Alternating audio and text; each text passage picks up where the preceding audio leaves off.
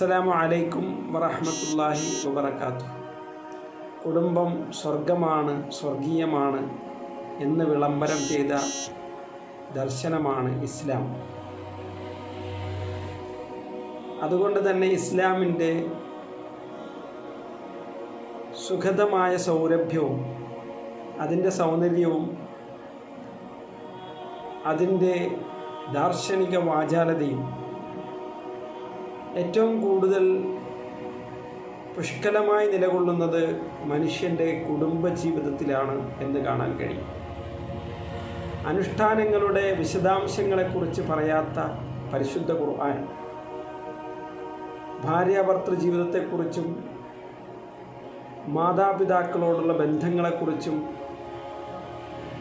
മക്കളുടെ കടപ്പാടുകളെക്കുറിച്ചും അവകാശങ്ങളെക്കുറിച്ചും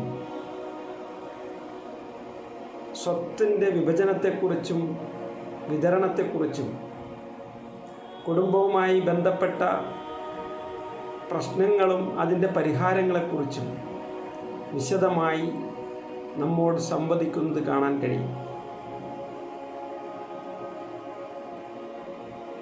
കുടുംബം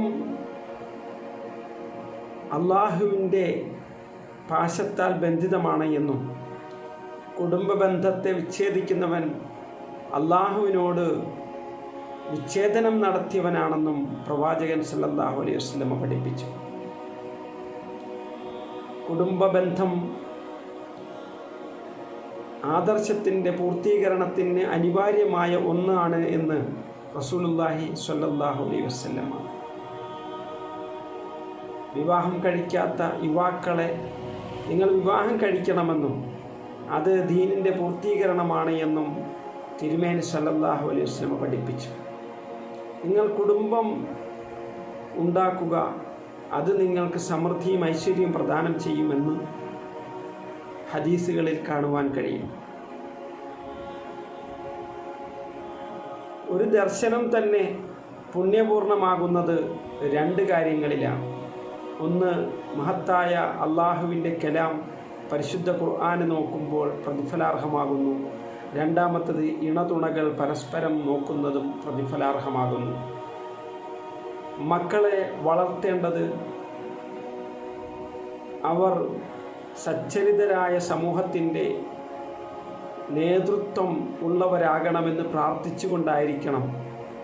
അവർക്ക് കൺകുളിർമ ആയി അവർ മാറണമെന്ന് പ്രാർത്ഥിച്ചുകൊണ്ടായിരിക്കണം നിങ്ങൾ മക്കളെ വളർത്തേണ്ടത് എന്ന് അല്ലാഹു സുബ്ഹാനഹു വ തആല പഠിപ്പിക്കുന്നു.